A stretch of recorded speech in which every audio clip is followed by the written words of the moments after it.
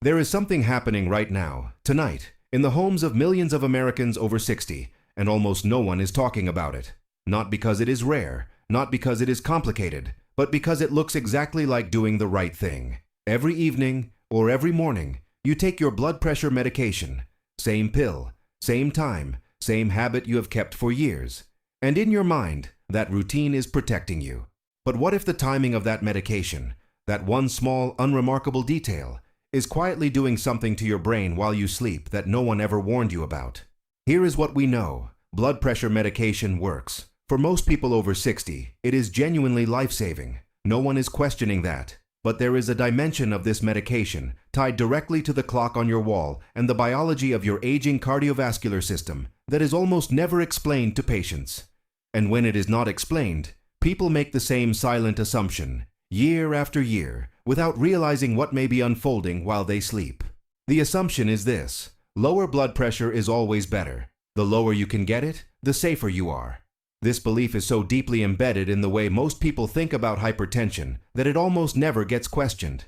It feels logical, it feels responsible. But after 60, after 65, after 70, the body you are living in is not the same body that logic was designed for. The walls of your arteries have changed. The sensors in your blood vessels that detect and correct pressure shifts respond more slowly than they did 20 years ago. And the brain sitting inside your skull has become more sensitive, not less, to reductions in blood flow. So when your medication reaches peak strength at 2 in the morning and your pressure was already falling naturally during sleep, the combined drop can go further than your aging system can safely handle. No sirens, no pain, no obvious moment where something feels wrong. That is precisely what makes this so difficult to detect and so important to understand. Millions of older Americans wake up every morning feeling slightly off, a little dizzy, a little foggy, needing to hold the bedpost before walking to the bathroom, and never connect that feeling to what happened inside their cardiovascular system during the night. They write it off as age. They write it off as a bad night. But it may have a very specific explanation, and that explanation may be sitting on your nightstand right now. Stay with me. The part that surprises most people is still ahead. If this kind of content matters to you, subscribe to this channel right now so you never miss what comes next. Now let me tell you something that changes the way a person thinks about blood pressure medication the moment they hear it. Blood pressure is not a number, it is a rhythm. Most people picture blood pressure like a thermostat, something that sits at a fixed setting and ideally stays there. But that is not how the cardiovascular system works. Your blood pressure moves constantly. It rises in the morning, driven by a surge of cortisol and the activation of your nervous system as your body prepares to face the day. It settles through midday, and then, as sleep deepens, it falls. Naturally. Intentionally. As part of a biological design refined over hundreds of thousands of years. During healthy sleep, blood pressure typically drops 10 to 20% below daytime levels. Cardiologists call this nocturnal dipping. It is normal. It is healthy. The body uses this window to repair blood vessel walls, rest the heart, and allow the brain to clear waste products that accumulate during waking hours. This is the design. This is the rhythm. Now here is where the story changes for people over 60. As we age, the walls of the arteries stiffen. Think of a garden hose left out in the sun for too many seasons. It still carries water, but it no longer absorbs pressure shifts the way it once did. At the same time, the baroreceptors, the pressure-sensing structures embedded in your major blood vessels, begin to respond more slowly. These are the sensors your body relies on to detect dangerous drops and make automatic corrections. In a younger system, those corrections happen almost instantly. After decades of use, that response time slows, and the aging brain becomes more dependent on a consistent supply of blood flow, not less, more. The small vessels feeding its deepest structures narrow gradually over time. The brain's ability to compensate for sudden reductions in flow, what researchers call cerebrovascular autoregulation, diminishes with each passing decade. So now ask yourself this question. If your blood pressure naturally falls during sleep, and your medication is also working to lower your pressure, and your aging cardiovascular system is slower to compensate for large drops, what happens when all three of those forces converge at 2 o'clock in the morning? That is the question almost no one is asking. And the answer is what makes the timing of your medication matter far more than most people have ever been told. I have spent years sitting across from patients who are doing everything right by every visible standard. taking their medication faithfully, attending appointments, monitoring their numbers, and who still wake up feeling wrong every single morning without understanding why. That conversation about when a person takes their blood pressure medication is one of the most consistently skipped conversations in the management of hypertension in older adults. You deserve to have it, and you deserve to have it today. Let me take you inside the body for a moment, not with charts but with a picture you can actually feel. Imagine your cardiovascular system as a network of rivers. Some are wide and powerful, carrying blood from the heart outward. Others are narrow tributaries, delicate channels winding through the deepest tissue of the brain, supplying oxygen to structures responsible for memory, balance, and consciousness. This entire network is managed by pressure, too little, and the flow slows. In the most delicate channels, it may not reach where it needs to go. Now picture that network at 2 in the morning. You have been asleep for several hours. Your body has already begun its natural nocturnal dip, and somewhere in that process, the medication you took before dinner reaches its peak concentration in your bloodstream. It is doing exactly what it was prescribed to do, lowering your pressure, but the pressure was already falling on its own. And your aging arteries, less flexible than they once were, cannot smooth out the combined effect. Your baroreceptors, slower now, do not respond in time. The rivers narrow, the flow thins, and deep in the brain, in those fine aging tributaries already narrowed over decades, the supply becomes inadequate. Researchers call this extreme nocturnal dipping. Studies published in the journal Hypertension and reviewed by the American Heart Association have linked this pattern in older adults to silent changes in brain tissue, increased risk of cognitive decline, and morning symptoms that most people simply accept as normal aging. Think about a man named Robert, 68 years old, takes his blood pressure medication every evening around 7, the same habit for 4 years. His numbers at the doctor's office look acceptable. But Robert wakes up every morning feeling off. A slight heaviness behind his eyes, a moment of unsteadiness when he first stands. Sometimes a faint darkening at the edges of his vision that clears after a minute or two. He has mentioned it to his doctor twice and been told it is probably just the body waking up. Probably age. Robert is not imagining it, and it is almost certainly not just age. What Robert is likely experiencing are the morning after effects of a blood pressure that dropped too far during the night. His brain spent several hours receiving less blood flow than it needed. And when he woke, his cardiovascular system, stiffer, slower to rebound, was still recovering. Those symptoms are not random. They are signals. Morning is already a vulnerable moment for the aging cardiovascular system entirely on its own. Cortisol surges. The nervous system activates. Blood pressure begins its rapid daily climb.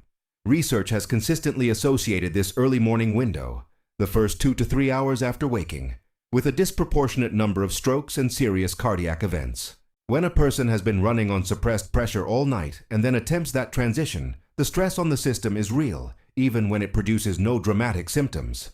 Now, before we go further, I need to pause here, because if any part of Robert's story sounds familiar to you, what comes next was built for you.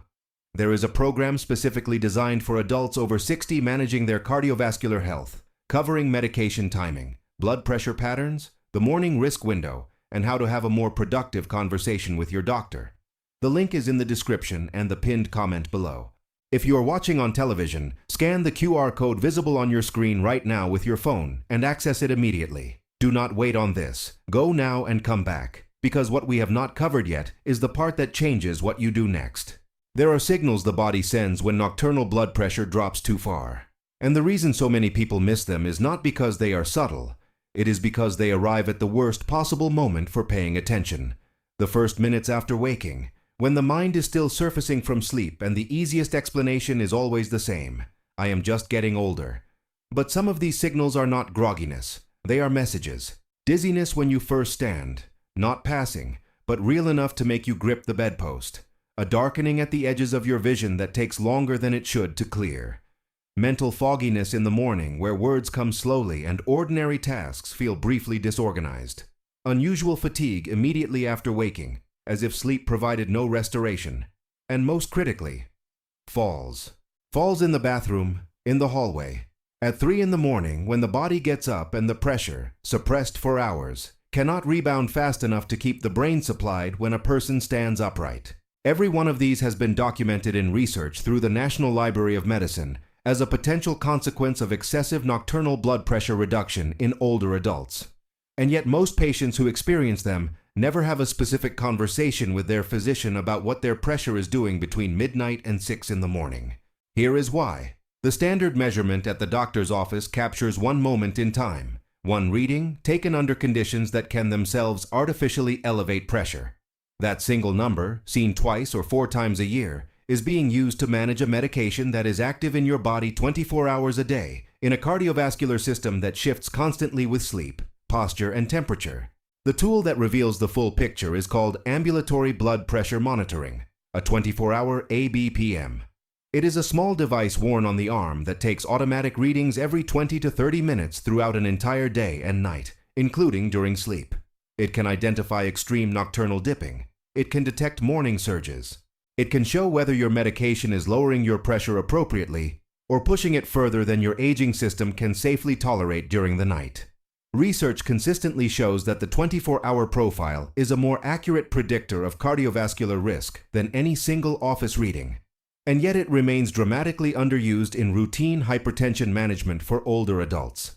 The people at highest risk for this pattern tend to share certain characteristics: diabetes, chronic kidney disease, a history of falls, significant atherosclerosis, or simply being in the upper ranges of older age where the cardiovascular system's capacity for self-correction has genuinely diminished. If any of those apply to you, the timing question is not a minor detail, it is central.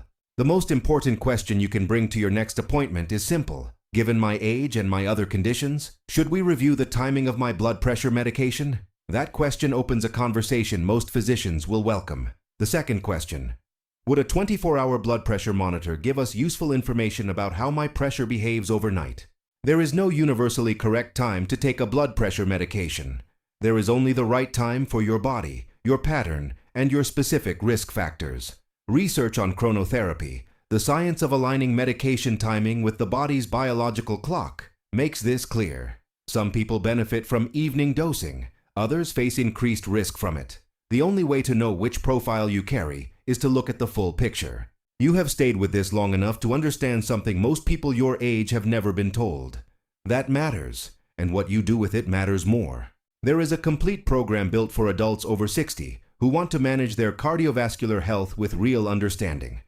It covers medication timing, blood pressure patterns, morning risk, monitoring tools, and how to have better conversations with your care team. The link is in the description and the pinned comment. If you are watching on television, the QR code is on your screen right now. Scan it with your phone and access everything immediately. You already showed up. The next step is easier than you think. Take it now. If you have made it this far, I want you to take a breath for a moment, because I know that what we have covered today can feel like a lot to carry. A medication you have trusted for years, a risk you never knew to look for, a pattern happening in your own body while you sleep, invisible, unmeasured, unaddressed. That is a heavy thing to sit with. But here is what I also want you to hear clearly, and I mean this with everything I have learned from years of working with patients in this stage of life. The fact that you now understand this is not a reason for fear. It is a reason for confidence. Because the people who get hurt by this are not the people who ask questions. They are the people who never had the information to ask. You have the information now. Taking blood pressure medication is not the problem. It is one of the most important medical advances of the last century, and for the vast majority of older adults, it is extending life and protecting the heart and brain every single day. The conversation we had today is not about whether to take your medication. It is about whether the current approach, the dose, the timing, the monitoring, has been reviewed with the full picture of your aging cardiovascular system in mind. And that review is something you can initiate. You do not have to wait for your doctor to bring it up. You do not have to hope the subject comes up at your next appointment. You can walk in and say, I have been learning about how blood pressure behaves during the night and how medication timing can affect that in older adults. I would like to talk about whether my current regimen has been evaluated with that in mind. And I would like to know whether a 24-hour blood pressure monitor might give us useful information. That is a complete, reasonable, medically informed request. Any physician worth their position will take it seriously.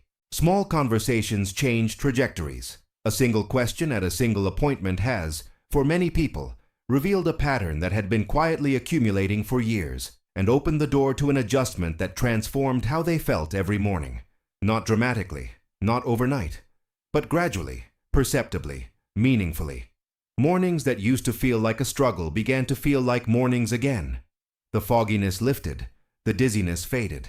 The unsteadiness at the bedside became less frequent, then less severe, then gone. The body still responds, even at 65, even at 75, even at 80. When it receives the right conditions, it adapts. That capacity does not disappear with age. It simply requires more attention, more precision, and more willingness to ask better questions than the ones most people have been taught to ask.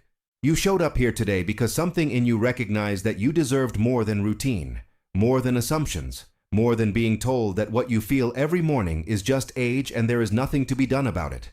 There is something to be done, and now you know where to start. If this conversation opens something for you, do one thing right now. Give this video a like, subscribe to this channel so you never miss what we cover next, and leave a comment below telling me, do you take your blood pressure medication in the morning or at night? And has your doctor ever talked to you about how your pressure behaves while you sleep? I read every comment, and your answer matters more than you think. If someone in your life is over 60 and takes medication for blood pressure, share this video with them directly, not as a warning, as a gift. The kind of information that most people never receive until something has already gone wrong. The next video continues this conversation and goes even deeper into what the research on morning cardiovascular risk is telling us right now. Subscribe so you are there when it comes out. You are someone who takes your health seriously, who asks the hard questions, who refuses to accept that getting older means accepting less. That is exactly who this channel exists for.